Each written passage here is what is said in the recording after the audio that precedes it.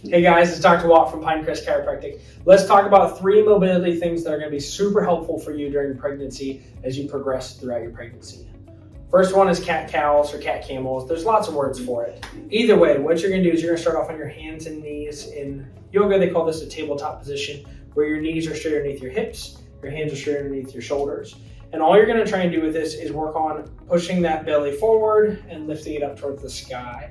So we can see how we round down through here, and you can hold if that feels good, and then lift up through here and pulling up this way. And so she's challenging through that. You can get a little creative with it as you go and work on going segment by segment, trying to be slow about it and intentional. The biggest thing is getting motion through that spine and keeping those segments moving. The second one is going to be more of a stretch to address a common tightness. So she's going to move into a lunge position. I'm going to stand off right next to her. And when we're doing a lunge, we're working on stretching this front hip flexor muscle.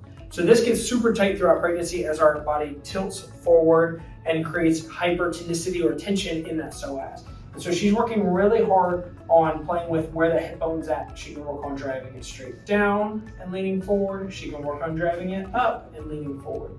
Go ahead and turn 90 degrees so they can see it from the side as well. And so just like I just said, working on that front hip bone here, tilting it up and tilting it down.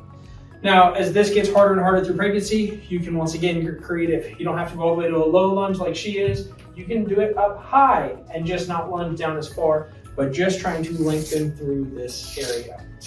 The third thing you can do, which is my favorite, is sit on a yoga ball or a big physio ball. They have lots of different sizes of these, and these are all going to be helpful for a lot of reasons. A couple of reasons this is super helpful is this is forcing her to engage her core. Core is really hard to work throughout pregnancy, and this provides a way to do it that's both safe and effective while you're pregnant. You can use this as sitting at the dinner table. You can use one of these at your desk. Lots of different times and opportunities to do something like this. Go ahead and turn and face that wall for me, Caleb. The other thing with this is this one's going to be a little bit low for her. So this is a poor example. You see how her hips are below her knees.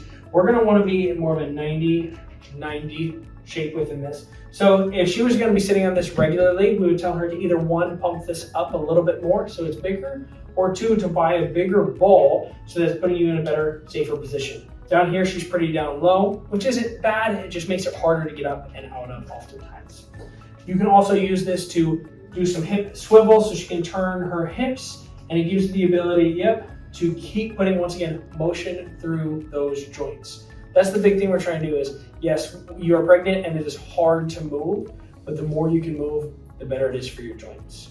If you want to chat about this or some other movements that'd be great for pregnancy, come on in, let's chat about it.